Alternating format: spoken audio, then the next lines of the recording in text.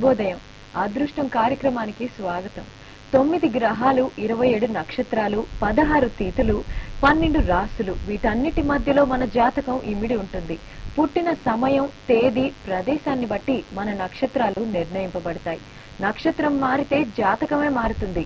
ఒక్కో నక్షత్రంలో 4 పాదాలుంటాయి. ఈ పాదాలను బట్టి రాసులు నిర్ణయిస్తారు. ఇలా ఒకదానికొకటి సంబంధం ఉంటుంది. మీ పుట్టిన తేదీ, సమయాన్ని బట్టి మీ జాతకం ఉంటుంది. నిత్యం మనకు జరిగే మంచి, చెడు అన్నీ కూడా గ్రహాలిచ్చే ఫలితాలే. ప్రస్తుతం మీ జాతకం ఎలా ఉందో, మీకు అనుకూలమేంటి, ప్రతికూలమేంటి, మీరు ఎదుర్కొంటున్న సమస్యలను దూరం చేసుకోవడం ఎలా, అన్నింటా అభివృద్ధి కోసం ఏం చేయాలి, మీ జాతకంతో పాటు మీ సమస్యలకు చక్కని పరిష్కారం చూపేందుకు భవిష్యాచార్య డాక్టర్ నరసింహాచార్యులు గారు మన స్టూడియోలో ఉన్నారు. మీకు మీ జాతకం గురించి తెలుసుకోవాలని ఆసక్తి ఉంటే వెంటనే మీ పుట్టిన తేదీ, సమయంతో పాటు పైన డిస్ప్లే అవుతున్న నెంబర్స్ కి కాల్ చేయండి. నమస్కారం గురుగారు. మొట్టమొదటిగా ఇవాల్టి శుభ అశుభ సమయాల గురించి చెప్పి వివరిస్తారు. శ్రీ గురుభ్యో నమః. శ్రీ రాజమాత్రే నమః. G24 గంటల ప్రేక్షకులకి అదృష్ట శుభోదయం. స్వస్తి శ్రీ చాంద్రమానేన ప్రభవాది శ్రీ విజయనామ సంవత్సరం వైశాఖ మాసం వసంత ఋతువు ఉత్తరాయణం. ఈరోజు మే 21వ తేదీ మంగళవారం. ఈరోజు ఏకాదశి రాత్రి 9 గంటల 4 నిమిషాల వరకు, అట్లాగే నక్షత్రం ఉత్తరా నక్షత్రం ఉదయం 5 గంటల 50 నిమిషాల వరకు ముగింపు పూర్తయి తదనంతరం హస్తా నక్షత్రంలో మనం ప్రవేశించున్నాం. వర్జ్యం మధ్యాహ్నం 12 గంటల 57 నిమిషాల నుంచి 2 గంటల 27 నిమిషాల వరకు, అట్లాగే రాహుకాలం మధ్యాహ్నం 3 గంటల నుంచి 4 గంటల 30 నిమిషాల వరకు, దుర్ముహూర్తం ఉదయం 8 గంటల 11 నిమిషాల నుంచి 9 గంటల 3 నిమిషాల వరకు, తిరిగి రాత్రి 11 గంటల 44 నిమిషాల నుంచి 12 గంటల 36 నిమిషాల వరకు. ఇక అదృష్ట సమయం ఉదయం 6 గంటల 10 నిమిషాల నుంచి 7 గంటల 12 నిమిషాల వరకు, తిరిగి సాయంత్రం 6 గంటల 20 నిమిషాల నుంచి 7 గంటల 12 నిమిషాల వరకు. ఈ అదృష్ట సమయంలో నిత్య దైనందిక జీవితంలో భాగంగా దీపారాధన, దైవారాధనతో మీ నిత్య కార్యక్రమాన్ని ఆరంభించండి. అట్లాగే మహాలక్ష్మి పూజాది కార్యక్రమాన్ని చేస్తున్న వారు సాయంత్రం 6 గంటల 20 నిమిషాల నుంచి 7 గంటల 21 నిమిషం మధ్య సమయంలో మీ పూజాది కార్యక్రమాలని ఆరంభించండి. ఈరోజు ప్రశాంత జీవనం విధానంలో మానసిక సంతృప్తితో ఆనందకరమైనటువంటి రోజుగా ఈరోజు నడుస్తుంది, నడవబడుతుంది. అలాగే ఈ రోజు యొక్క విశిష్టత గురించి చెప్పండి ప్లీజ్. ఈరోజు మంగళవారం, కుజ సంబంధిత వారం. తప్పనిసరిగా ఈరోజు హనుమదారాధనతో పాటు కుజగ్రహ శాంతిని అందించేటువంటి లక్ష్మీ నారసింహస్వామి వారి యొక్క దర్శనం ఈరోజు ఎంతో విశేషం. అంతేకాకుండా ఈరోజు అన్నవరం శ్రీ సత్యనారాయణ స్వామి వారి యొక్క కళ్యాణ మహోత్సవం. అవకాశం ఉన్నంత వరకు మనకు దగ్గరలో ఉన్నటువంటి సత్యనారాయణ స్వామి ఆలయంలో కానీ, భావనారాయణ స్వామి ఆలయంలో కానీ, అట్లాగే చెన్నకేశవ స్వామి ఆలయంలో కానీ తప్పనిసరిగా విష్ణుమూర్తి దర్శనం చేయడం ద్వారా సత్యదేవుని దర్శించినటువంటి ఫలితం వస్తుంది. అట్లాగే ఈరోజు క్రయ విక్రయాలకు కొంత ప్రతికూల కాలంగానే ఉంటుంది. అంతేకాకుండా వాతావరణంలో మార్పులు రైతాంగానికి తీరని కష్టం వచ్చేటువంటి పరిస్థితి కనబడుతుంది. విశేషించి శుభ సమయంలోనే ప్రయాణాలు చేయండి. మీకు ప్రయాణాల్లో కూడా సర్వ సుఖాలని పొందేటువంటి పరిస్థితి కనబడుతోంది. గురుగారు మీతో మాట్లాడటానికి రాఘవయ్య ఖమ్మం నుంచి కాల్ చేశారు. రాఘవయ్య గారు చెప్పండి. నమస్కారం అండి. నమస్కారం అండి. ఎవరి గురించి తెలుసుకోవాలనుకుంటున్నారు? నా గురించేనండి. ఓకే, మీ పుట్టిన డేట్ ఆఫ్ బర్త్ అలాగే సమయంతో పాటు పుట్టిన స్థలంతో చెప్తారా? 4/5/1981 అండి. ఓకే, ఖమ్మం డిస్టిక్ అండి. ఓకే. సమయం ఈవినింగ్ అండి, 6:30, 7 ఆ టైం. ఓకే, గురువు గారు చెప్తారండి. 81లో పుట్టినటువంటి మీ డేట్ ఆఫ్ బర్త్ రీత్యా మీకు అత్యంత యోగ్యమైన కాలం అంటే గత 3 సంవత్సరాల నుంచి మీరు ఏ ప్రధానమైనటువంటి సమస్యతో బాధపడుతున్నారో ఆ సమస్య ఈ సంవత్సరం జూలై 17వ తారీఖు తర్వాత తీరడానికి అవకాశం ఉంది. వైవాహిక జీవితం సానుకూలంగా సాగడానికి జూలై 17వ తారీఖు నుంచి అనుకూల కాలంగా మారుతూ సుమారు 3 సంవత్సరాల 2 మాసాల వరకు ఎటువంటి ఇబ్బందికర వాతావరణాలు లేకుండా ప్రశాంతంగా జరుగుతుంది. జాతకరీత్యా మీకు మార్పుతో పాటు అభివృద్ధి కూడా కనబడుతుంది. కాబట్టి సాధ్యమైనంత వరకు మీ ఇంటిలో దీపారాధన చేసేటువంటి సమయంలో తప్పనిసరిగా నక్షత్ర మూలిక తైలంతో దీపారాధన చేయడం ద్వారా మీ యొక్క నక్షత్ర శాంతితో పాటు ఇంటిలో ప్రశాంత జీవన విధానం జరుగుతుంది. తప్పనిసరిగా మీకు ఖమ్మం దగ్గర ఉన్నటువంటి దంసలాపేశ్వర స్వామి వారి యొక్క ఆలయంలో అభిషేకాది కార్యక్రమాలు చేయించండి. మీకు జూలై 17వ తారీఖు నుంచి అనుకూలంగా ఉంటుంది. కుమార్ శ్రీకాకుళం నుంచి కాల్ చేశారు. కుమార్ గారు ఎవరి గురించి తెలుసుకోవాలనుకుంటున్నారు? కుమార్ గారు ముందుగా మీ టీవీ వాల్యూమ్ తగ్గించాలండి.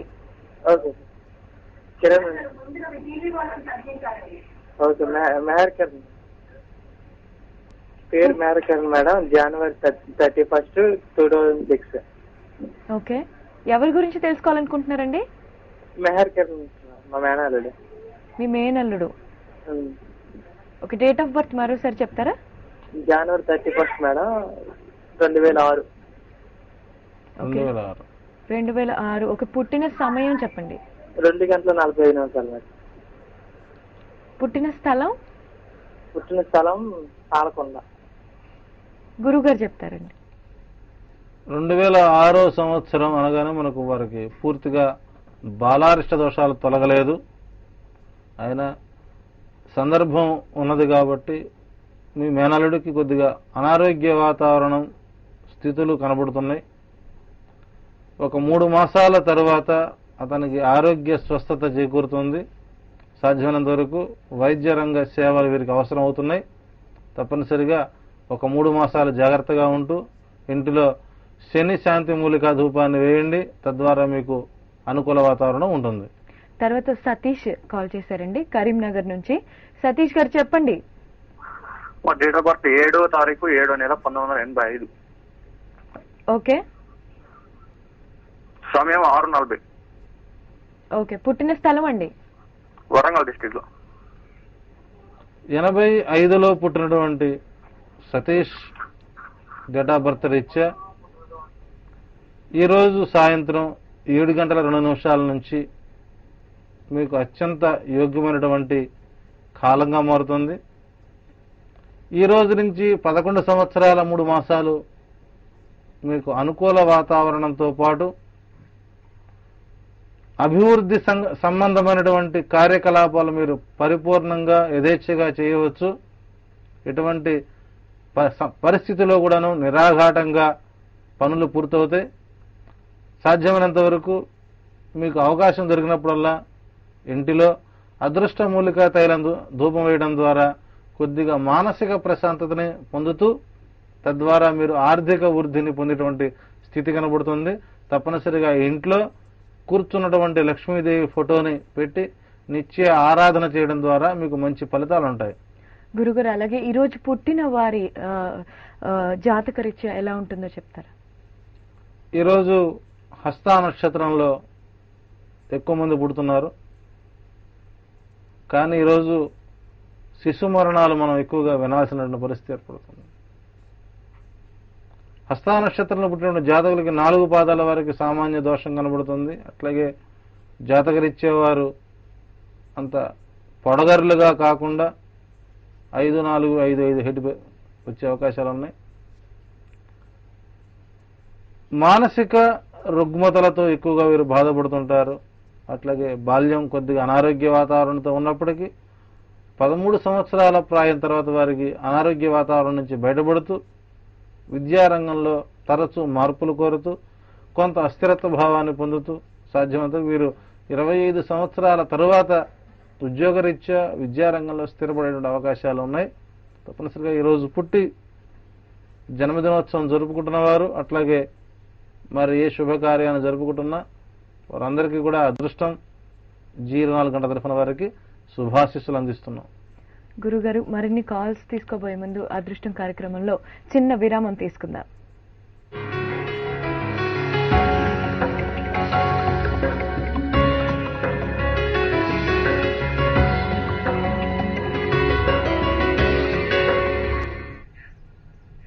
Welcome back. అదృష్టం కార్యక్రమంలో భవిష్యాచార్య డాక్టర్ నరసింహాచార్యులు గారితో మాట్లాడుతున్నాం కదా. గురుగారు మీతో మాట్లాడటానికి భీమవరం నుంచి తిరుపతి గారు కాల్ చేశారు. తిరుపతి గారు చెప్పండి, ఎవరి గురించి తెలుసుకోవాలనుకుంటున్నారు? గురుగారు అండి. నమస్కారం, చెప్పండి. గురుగారు నమస్కారం అండి. చెప్పండి తిరుపతి గారు. హలో తిరుపతి గారు చెప్పండి, గురుగారు వింటున్నారు. నా పేరు తిరుపతిరావు అండి. మా పెద్దమ్మాయి డేట్ ఆఫ్ బర్త్ 28/9/1995 అండి. కవల పిల్ల అండి. ఇంకో పాపదేమో అదే రోజు 28/9/95 4:30 పెద్ద పాప అండి. నా చిన్న పాప 4:54 అండి. ఓకే అండి, పుట్టిన స్థలం? 30 అండి. 97 చిన్న పాప. ఓకే అండి, గురుగారు చెప్తారు. తిరుపతి గారు వినండి 97లో 2 పిల్లలు పుట్టారు, కమల పిల్లలు పుట్టారు మీకు.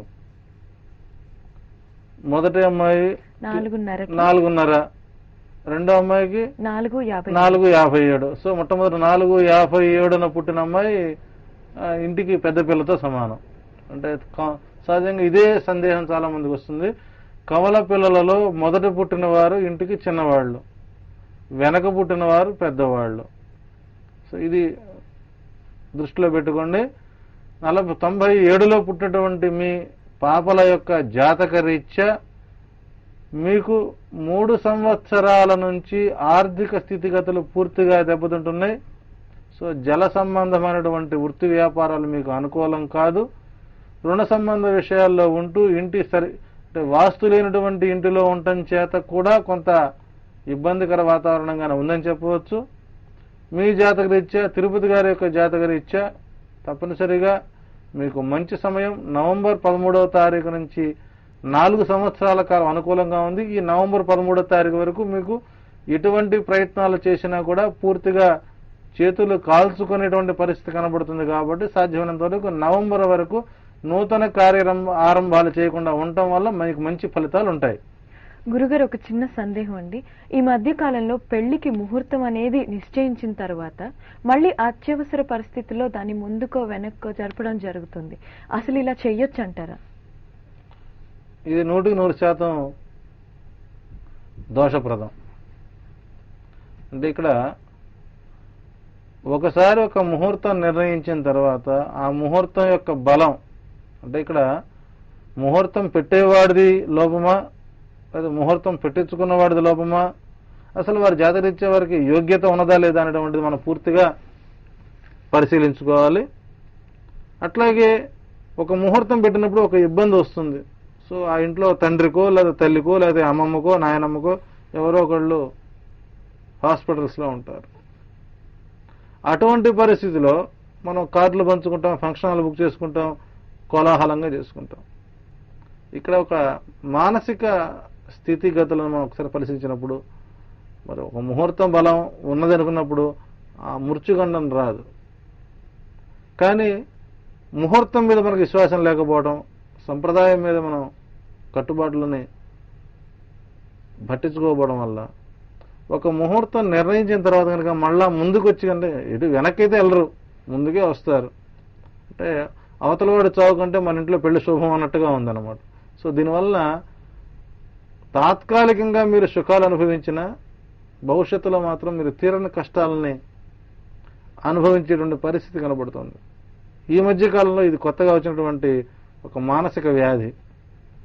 అంటే ఇక్కడ ముహూర్త బలం చూసుకొని జాతక బలాన్ని గమనించుకుని ముహూర్తం పెట్టినప్పుడు ఆ ముహూర్త బలం ద్వారా ఎటువంటి అవరోధాలు జరగవు అనేటువంటి భరోసా ముహూర్తం పెట్టినటువంటి పురోహితుడు ఇవ్వగలిగినప్పుడు ఇటువంటి దుష్ట సంప్రదాయాలు మన దగ్గరికి రావు. కాబట్టి ఒక నిర్ణయించిన తర్వాత ఆ ముహూర్తానికి పెళ్లి చేయాలి తప్ప మన అవసరాల కోసము లేకపోతే ఇబ్బంది వస్తున్న కోసం చూడండి 3 ఏళ్ళలో కూడా పెళ్లి చేసేటువంటి సందర్భం.